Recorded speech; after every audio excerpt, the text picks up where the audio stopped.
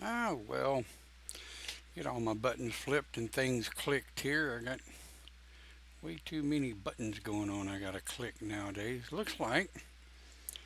Um, looks like Facebook has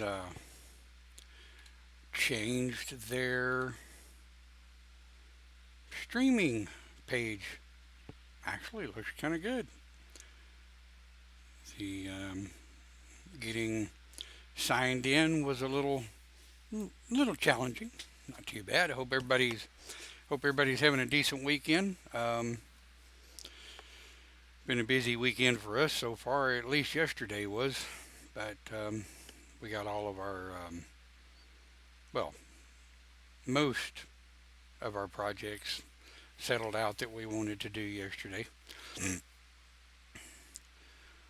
So, yep. Good morning, everyone. Thank you for being here. And we had a request. I'm sure the person that requested it will watch this later. Heaven, hell, and beyond. Well, there's a whole lot of different ways I can go with this. I know that one of the biggest dialogue builders between friends are between acquaintances, people you meet. Um, God's help you if you go into a church spouting things about Valhalla and Purgatory, um, get run out on a rail. But the question that the question that I think is posed, for which there is no concrete answer, and that's the whole thing behind this entire topic, is to remind people that in the, I guess you could say, right thinking, in my perception, there is no concrete evidence one way or the other. My apologies, my voice is trying to mess up on me a little bit this morning. Pagans tend to be researchers. We tend to not like to take things just willy nilly at face value, but most of us. Um, there are a number of newcomers to the pagan philosophy that seem to try to want to bring over a lot of the Christian hypocrisy and the Christian idealisms and philosophies into the pagan ideology, which most of them, and I'll be a little bit conservative and say most of them, mix like oil and water. Um, what we run into is a kind of a mishmash in the pagan community of multitudes of beliefs, and that's perfectly fine. You've got thousands of different denominations in paganism, just like you have thousands of different denominations in Christianity, and quite a few other base religions. But heaven, hell, and beyond, Valhalla, Purgatory, what do you call it? Um, in your mindset, in your belief, is there even a heaven and a hell, or a Valhalla and a purgatory? Or when you die, is there just nothing? I know that atheists that I have spoke to, their philosophy is nothing, just nothing. I personally believe in um, Valhalla, which is a place of rest, judgment by your peers, and the decision of whether you move on to spirit and rest for a while, or you are reincarnated back to relive the mistakes you made, or you're stuck in purgatory for so many years watching your loved ones move on and you're stuck there and you can't interact. And these are, Sean says, worm food. Well, I get it. Um, what happens when the body dies? Well, me, I'm going to be cremated. Um, my wife has decided the same thing. She's going to be cremated. Our daughter, age 12, hasn't made up her mind yet. It's up to her once she is old enough to make that decision. Pray it doesn't, but if something happened to her now, the family would make that decision. Um, but we're just not even going to talk about that possibility. But what happens to you? What's going to happen to you? Are you going to move into Valhalla, sit and learn, interact with Valhallan spirits in the other world? Do you believe in um, the underworld?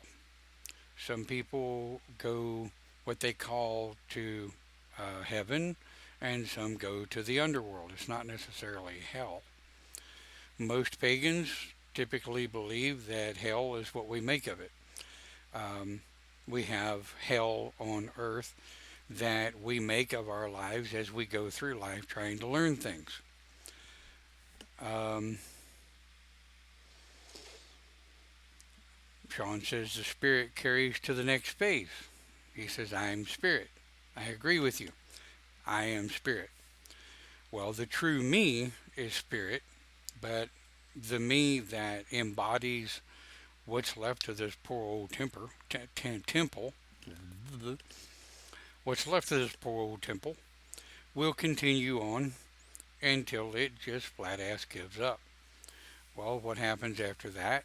Me personally, I believe I will go back into Valhalla and take a gander at what happens in the next life. And I one of the things that I've noticed through the years is people are very passionate about this conversation. There is generally when you're talking to people, unless they're extremely open, there's no excuse me. They typically don't start off with, well, I believe blah blah blah. They start off with a resounding, it is this. And they portray the attitude of, and don't challenge me because I'm right. And if you believe differently than I do, you're wrong. Well, how much do we deal with that, right? How much have we proven over the years that 90%, 99% of religion is perception, interpretation, belief, ideologies, faith, right? Faith in what you believe is right for you. Maybe not for me, maybe not for your neighbor, maybe not for a relative. And here's another part of the bigger topic. I have seen so many families destroyed. I mean, complete and utter total meltdown from religious belief systems. You get these, good morning to those of you who are just joining. You get those of you that you get this belief system. You've taken months, years to develop it, learn from it, done the research on where your religion comes from, I hope. Um, got the history of it, therefore you've formed that foundation, you've built your religion up, you know what you believe, and you have faith in it. But Sean says, is faith a learned reaction? Of course, of course. But I like to think faith is simpler than that. Okay? Many people confuse faith with expectation. Think about that. How many people confuse faith with expectation? Well, most, hate to pick on the Christians, but most Christians that I have talked to, their expectation is if they do good, they go to heaven. If they do bad, they go to hell. There's no middle road. There's no, I'm allowed to be human. There is only good and bad. Yes or no. To a point that is learned by our parental figures. Um, I was raised with a Methodist grandmother, atheist grandfather, um, Catholic, if you want to believe that, mother. Um,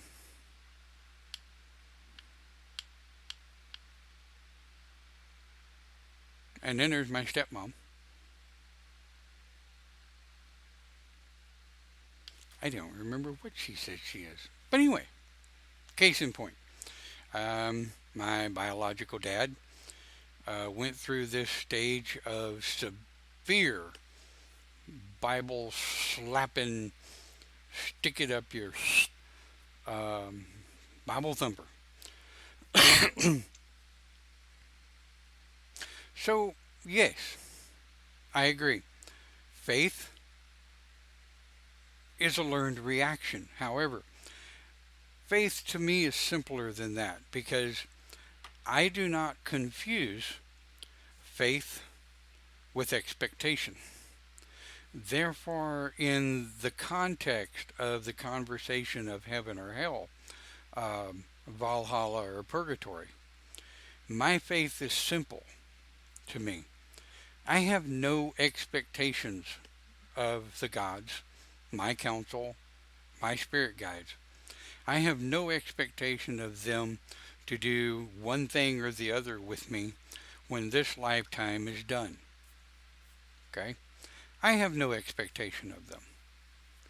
I would hope, I would hope that they will sit with me in the afterlife and communicate about my decisions and things that I've done in this lifetime. And then the decisions will be made, Valhalla, Purgatory, or just kick back and wait to see what happens till judgment comes down.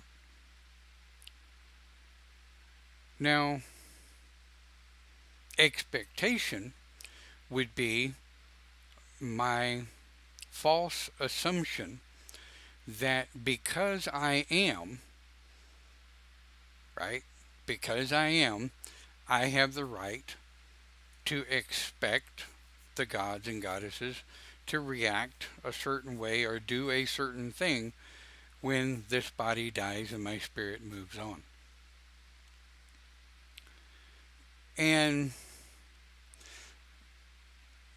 what we have to be careful of in this dialogue, and I've been down multiple dialogues like this before.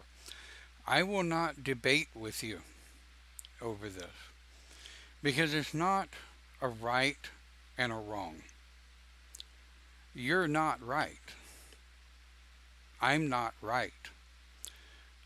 None of us are wrong, but we're not actually right. Being right on something is that you can prove is correct. Being right is, now get this carefully so that nobody misunderstands me. Being right is the fact that by human definition, this is a bottle. Okay? I'm not going to break down the atom with you. I'm just telling you that being right says that human description of this is a bottle. Now, when we start talking about heaven, hell, Valhalla, purgatory, um, the nothingness, the blackness, there is no right because none of us have the right answer. And if you think that only you are right, then sorry, I mean, I guess you're quite welcome to your own interpretation of your own self. And if your self is never wrong, well, rock and roll. Problem is, you'll never learn anything because you know it all. Or do you? No. The more you think you know, the less you actually know. The smarter you think you are, the bigger a dumbass you prove yourself to be. It is best to be silent and be thought a fool than to open thy mouth and remove all doubts. Which is why when I talk about topics and things, I generally don't carry the philosophy of I'm right. I say this is my opinion, this is my thought, this is how I feel. Which is why I like more and more people to be in the chat room because they can discuss it amongst themselves. Um, Periodically, I do, like, especially when they get to rolling. Boy, we've got we've got this topic rolling this morning, and some people are trying to make it harder than it is, and not so simple. Well, actually, it is. It's very simple. When you're talking about belief systems, heaven, hell, and beyond, what happens after you die? What happens? Do you go to heaven? Do you go to hell? Do you go to Valhalla? Do you go to, it really is very simple. The simplicity of it is what really drives people, well, batshit crazy, to be honest. People want to make it difficult. They want to make it hard. It's really simple. You believe a particular way. I believe a particular way. Look at my previous point. My previous point says the soul is the beginning and the end. It is constant, not a circle. Disagree. Disagree. That is where I disagree. The spirit, like everything else, is a circle. Life is a circle. My perception. See, here's why it is so simple. Here's where the simplicity of it comes from. Whoop, let me read this one. It seems to me you get what you believe. I like that. Then we have another one that says, we go back to where we come from. Okay.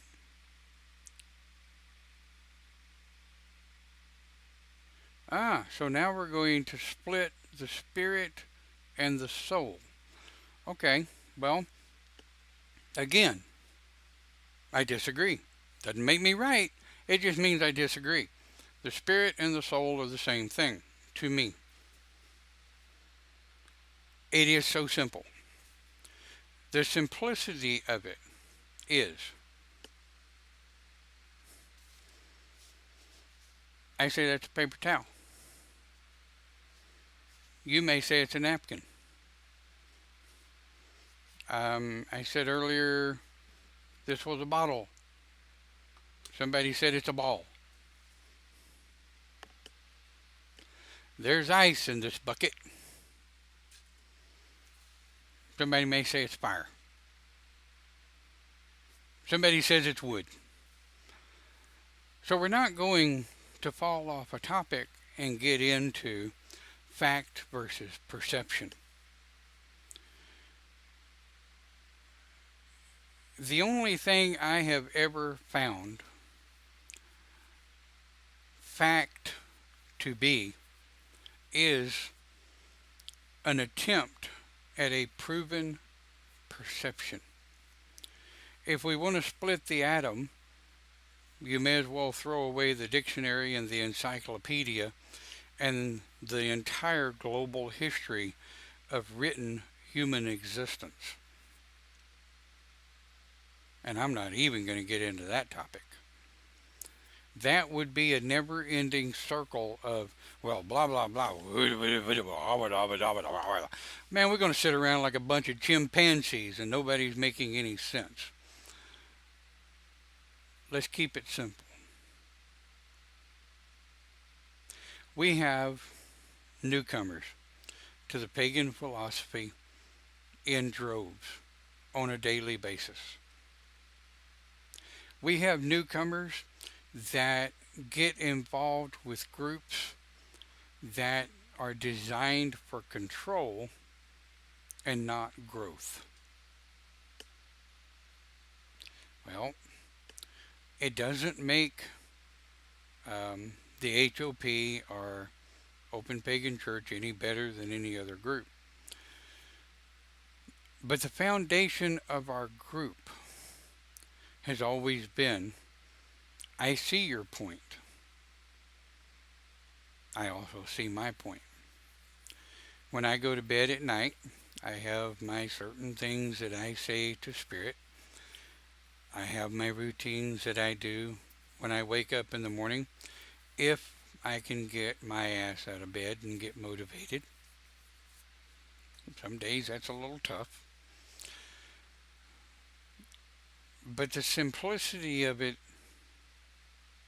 I think, the simplicity of it, is when newcomers come into the pagan philosophy, they're looking for answers. And I think the first thing that most people want to get a handle on, especially as we get older, we begin to realize our mortality.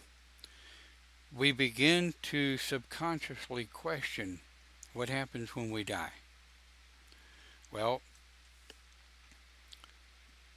some people find it highly aggravating that science has never been able to prove one way or the other what happens to the spirit when you die.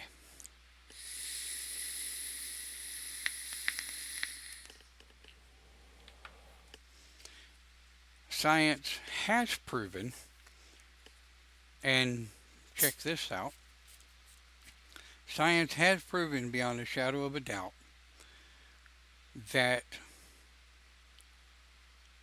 in the first 10, I think it's 10 seconds, you can look it up and be sure, but in the first 10 seconds after a human dies, they lose several grams of weight. Now, they are also taking into account the bodily fluids that dissipate immediately upon the death of the body. All of those are weighed at the same time. But they have noticed that several grams of weight is lost upon death of every human being that they've ever weighed.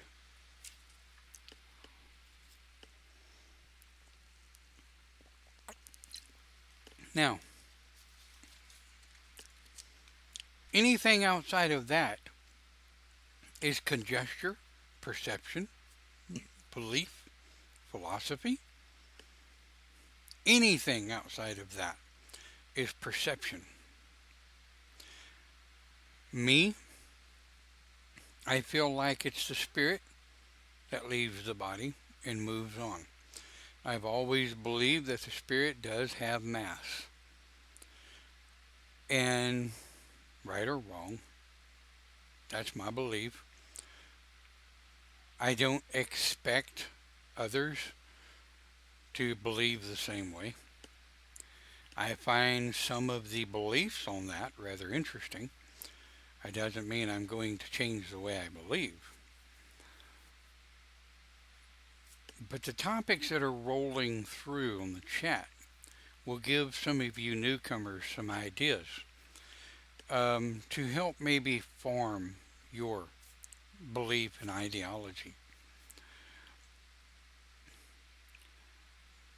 The simplicity of belief is you have it, you don't, or you're forming it.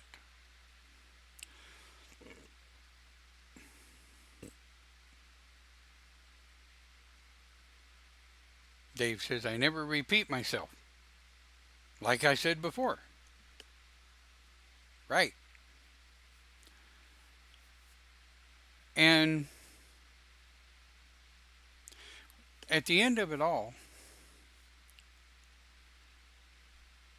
what happens? Okay. So we've talked about some ideas of what happens. We've talked about some beliefs as to what happens. What I'd like for you, if you would, is don't be a ball buster, don't be a troll, and just try to piss people off. But post a real short sentence. Those of you just coming in, post a real short sentence of what you believe happens to you when you pass. And I'm going to go back and read some of the things that were posted a while ago. But just kind of post some of what your thoughts are when you pass. And yes, I'm going to be quiet while I read these.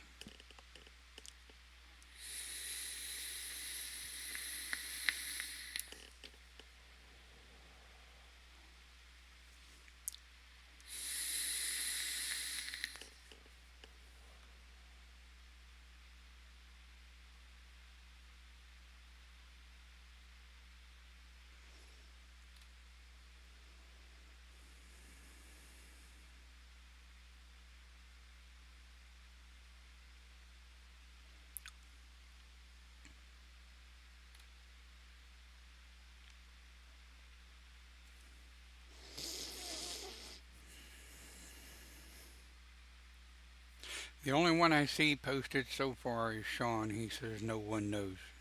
That's my whole point. That. I think that really is the whole point to what's behind the topic. There's no fact. There's no provable fact. No one actually really knows. But if you question yourself, and don't question yourself, ladies and gentlemen, please don't question yourself to the point where you wind yourself up in a little bitty tight circle and start questioning your own religion or belief system. That's not my intention at all. My intention is to let you type in and then read your thought. What happens? And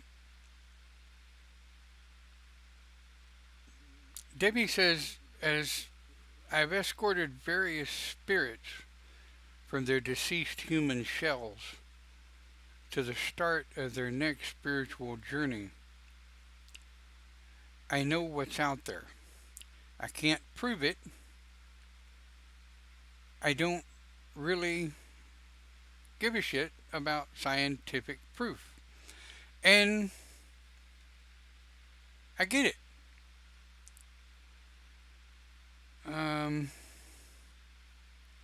I tend to live with a bit of a scientific mind.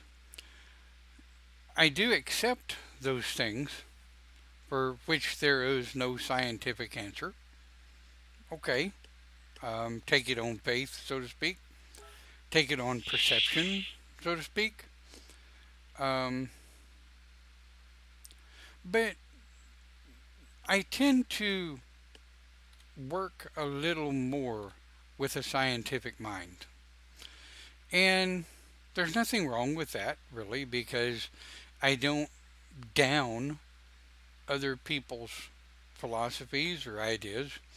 I take those, I expound on them, um, I drop them in my wee little bucket called a brain, and most of them make perfectly good sense. But people need to realize that it's okay for you, me, and others not to change what we believe what happens to us when this body ceases to exist. Do Christians actually truly really go to heaven or hell? Do pagans actually really truly go to Valhalla or Purgatory or whatever? Do atheists really actually truly just melt in the ground and become worm food? Who the hell knows? I know what I've learned in the astral. Debbie knows what she's learned escorting spirits to the nether world. People who are escorts of people to the nether world know what they've learned, what they believed. But does it make it only specifically totally right?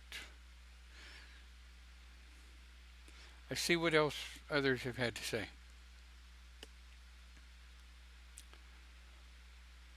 Dave says, logically thinking, everything in the universe circles. So why would not the soul cycle like everything else? Good thought. Clint says, I believe my spirit will go to the next stage of transformation on my task that I need to do or to finish. Makes sense. Jerry says reincarnation after a period of examination. This is my hope. Absolutely. Um, I don't really, I don't want to have to come back and relive this lifetime again because there were some things that I was too busy or too stupid to pay attention to. But I definitely want to continue learning. I like learning.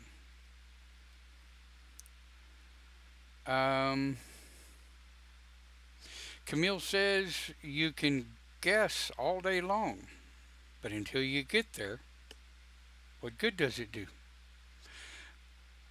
I have to expound on that a little bit. What good does it do? It gives humans, here's the whole thing, belief in belief for you, what happens to the human when the human dies. The belief of what happens to you when you die actually does bring you um, psychological and emotional comfort. If you have a belief that you're comfortable with and you can hang on to that when loved ones pass, it does bring you comfort. Oh, winding yourself up. Yeah, sorry. Camille was talking about actually winding yourself up so that you get going around and around a little bitty circle. Then before you know it, you have no idea what the hell you're doing because you're too damn dizzy to worry about it. But this thing with newcomers, those of us in um, our older generations. And I kind of tend to mix older generations, 25 and up, 30 and up, 40 and up, each generational aspect that we go through.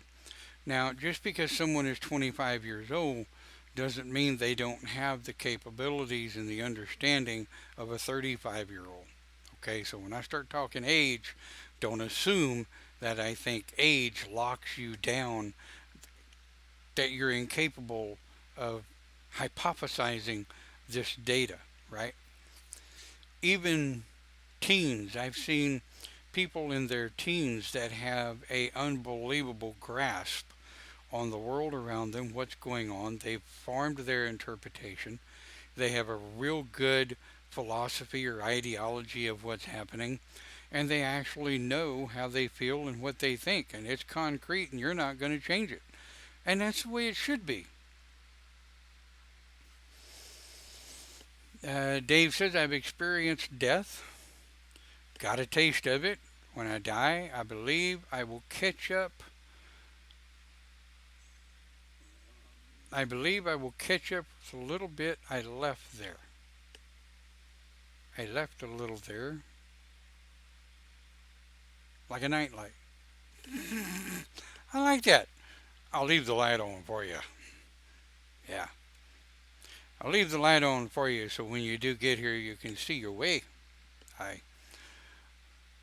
So, these things we call beliefs, these ideology we call faith, as humans, we hang on to it very tightly.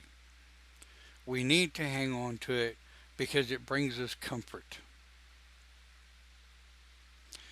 It brings us a psychological comfort that I believe that this is going to happen to me when I die. Sean says, don't go into the light. I do all the time. A lot of times when I lay down at night, the light pops up and I go right off into it. And, well, my ugly ass is still here, aggravating you guys. It's a trap. Don't do it, he says. LOL.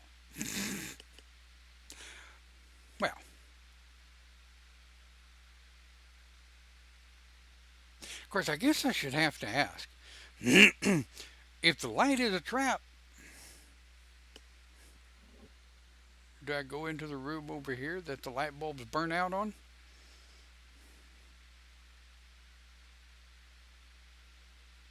Thanks, Dave. Hey.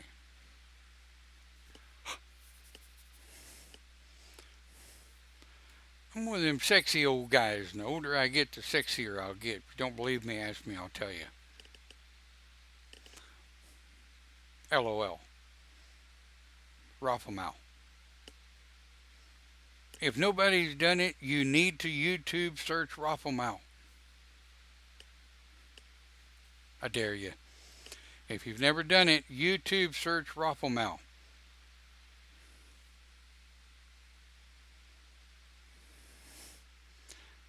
You don't know what's in there.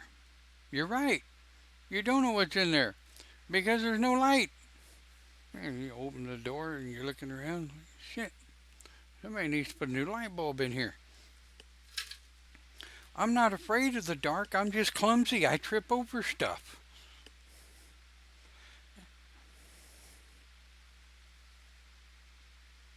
New experience in what you can't see. I get that. I do. I've mucked about in the astral in some of the darker areas. I end up tripping over things.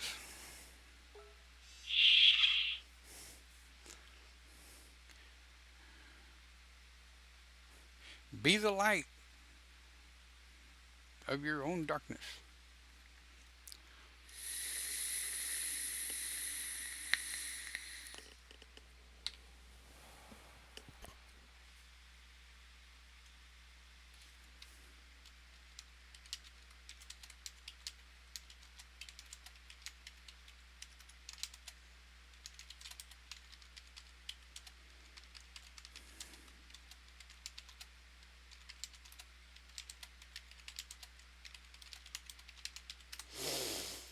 So, if we are, Dave says, death is not new to us. You are correct. Back on topic. You really are. Death will never be new to human beings. In fact, human death is not a new thing to any, by definition, living creature on this planet, up to including the planet as we know it. Okay. I've had people say the planet will always be. No matter what we do as humans, the planet will always be. Well, no, it won't. There is, by research, nothing that is infinite. Our sun, that lights our galaxy, is expanding. It's running out of fuel. Now, it may take millions of years, nobody knows. It may take millions of years for the poor thing to just finally run out of fuel and expand and engulf the planets of the solar system, thereby proving the point the Earth will not always be.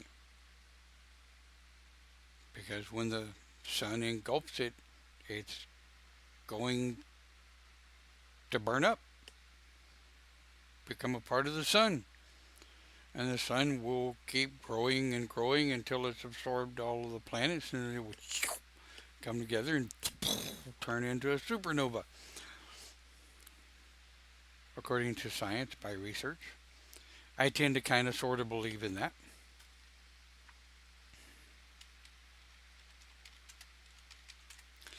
But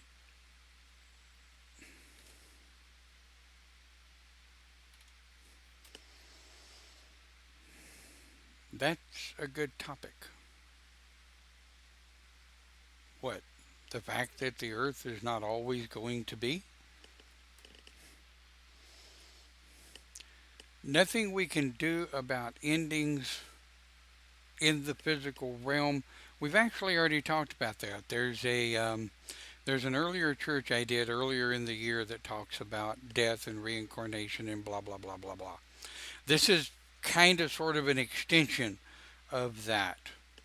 Um, but the actual topic of today is heaven, hell, purgatory, Valhalla, nothing.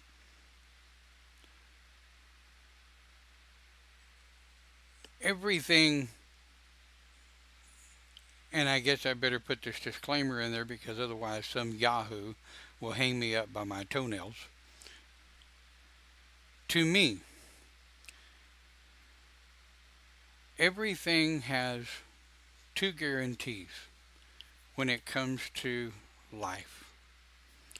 There are only two unbroken promises in life. Well, one has already been spent, and that is the fact that if you're watching this video, you were born. You were given life by the definition. Everything else is a crapshoot of um, some of it may be destiny, some of it may be from momentum, some of your experiences may be karma from a prior lifetime, some of it may be shit happens. I'm not a real firm believer in shit happens, but because to me everything comes from momentum, cause and effect. What did becomes what does becomes what has been. Anyway, so we flip the gauge to full. We reach full or empty. We're born on a full gauge, I guess you could say. And we use up time and life and everything, and then we come to empty. Well, when the human body reaches empty, ding, done, out. Body says, huh, I'm done. Spirit says, well, thanks for the ride. Been kind of cool. I learned a lot. Gone. Or, or wherever the hell.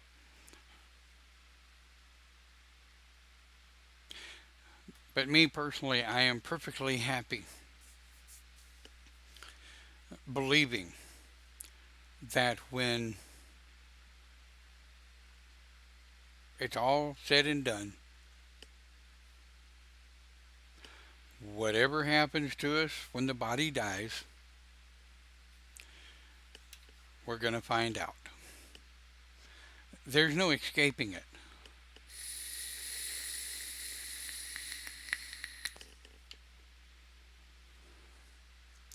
Now, am I going to sit here and say the fountain of youth doesn't exist?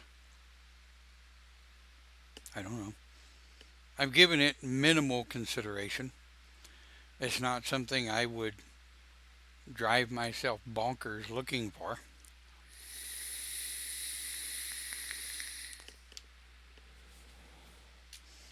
Does immortality exist? I don't know. I've given it minimal thought. Again, it's not something I'm going to drive myself bonkers thinking about or worrying about or wondering how to achieve it.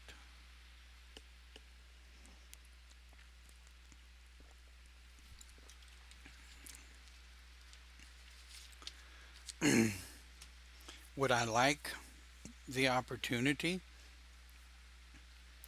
to go back in time knowing what I know now? Go back in time as a younger man. That I've given considerable consideration to. And when you think about time space continuum and you think about how the different chaos theories and the different momentum theories and the different string theories work, if you go back and you interact with people that you interacted with in the past and you change one word, one perception, one syllable of the way you said something, that could theoretically affect a snowball, thereby causing a momentum that you may not want to enact. Now, I've been asked the question, if you could be a time traveler. Now listen to this question very close because I wanted to be sure that the question being asked was actually the question being asked. But if you could go back in time, way back in history, whatever year, day, whatever you wanted to go back, and you could watch it like watching a YouTube on a web page, watching a YouTube video on a web page. Well, you cannot affect that video. If someone else created that video, you can't delete it, you can't change it. All you can do is fast forward and rewind, pause to get a closer look. Maybe bring it up closer so you can get a closer look at it. You can't change that video. The fact that it's a video made by someone else, you can't change it. No. If I could go back as a viewer, as a voyeur, and watch for my own eyes the things that the history books have written through the years, I would do that in a heartbeat.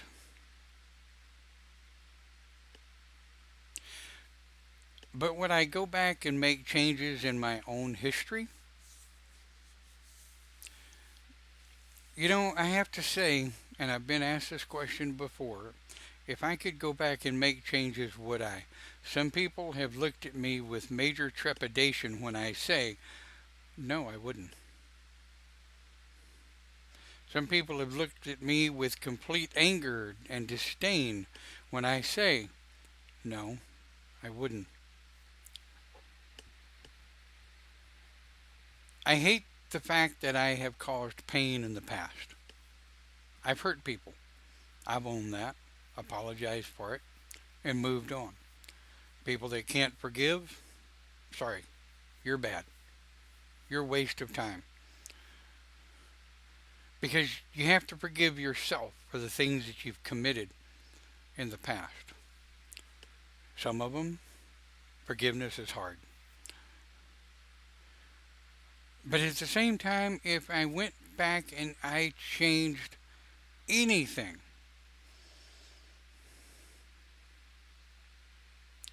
was I 10 seconds later responding to a message from someone who later became very important to me? If I was 10 seconds later reacting to someone else's actions that's very important to me, would that 10 seconds make a lifetime difference? I believe it would.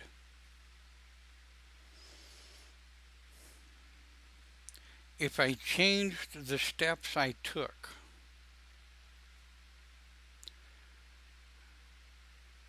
that had the outcome that they had,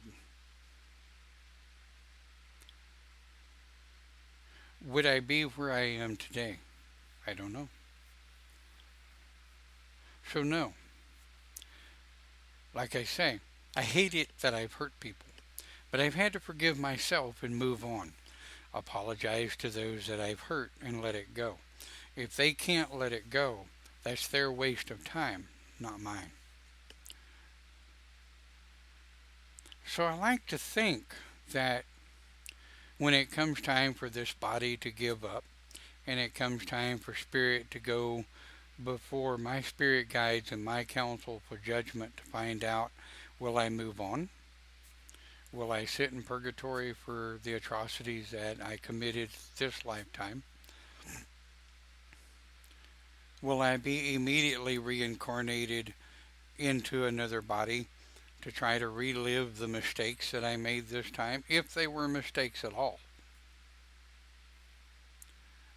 Will I get time to rest in Valhalla for a bit, for a time? Don't know. It's not here yet. There's no proof to it one way or the other. My belief, my self-analyzed philosophy, not prophecy, but philosophy, is that I will go before judgment. I will sit with counsel. I will sit with spirit guide. I will be questioned and we will answer. And it won't be question and answer like the courts here in America, where you have to have a lawyer, otherwise the judge screws you over. It's not about that. It's about, why did you do this? Because blah, blah, blah. All right, fair enough. Why did you not do that? Blah, blah, blah. Okay, fair enough. And the decision is made to what will happen with my spirit. And we go from there. Well, we have some chat.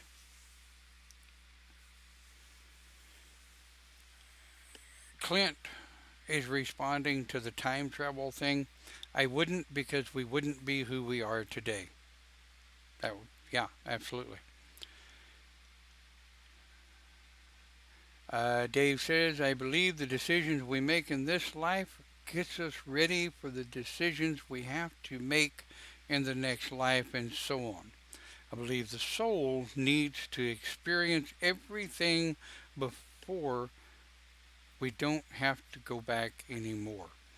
That really has always been my philosophy, is that you will continue to reincarnate until you've learned what you need to learn to become spirit guide.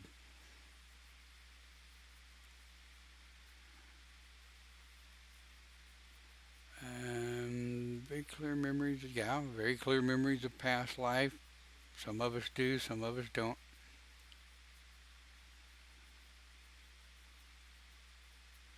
Sean says, what is what will be. Well, that's a simplistic um, statement. What is, I hit the table. Boom. What will be, who knows? Will I hurt my hand? Will I break a knuckle? Will I just make a loud noise? Will nothing happen? What is what will be. We don't know.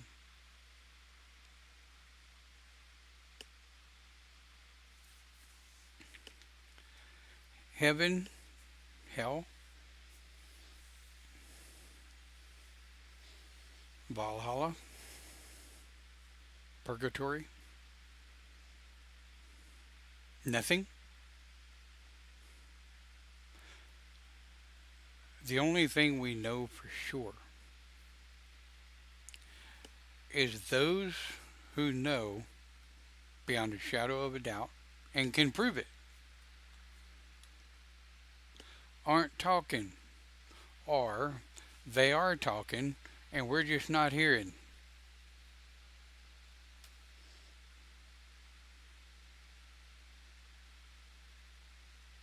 There you go.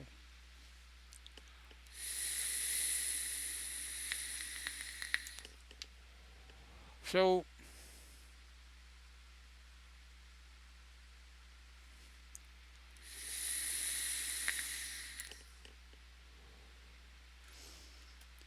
hell is a shallow concept that we are created in God's image. I like that.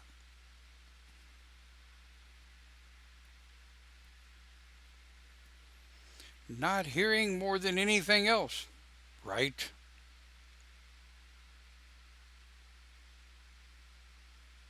I think, and as always, I want to close with a couple of statements from the old minister, if you would.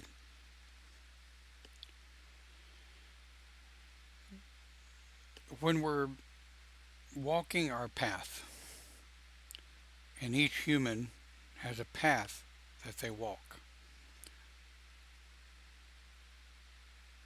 I don't think that our paths ever end. Our paths do cross with others. Some, our paths walk parallel for a time. But even when the path on this plane does end, there's another path that continues on to either the next life,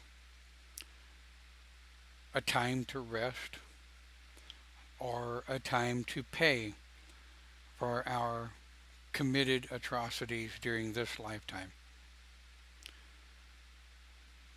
I do not believe that the atrocities that we committed should be looked at too harshly upon ourselves, depending on the things we've done. Now, I'm not going to get into murder and rape and all of that. I'm talking about things that are mistakes that we do and things that we do as humans without thinking. The accidental hurt of a loved one.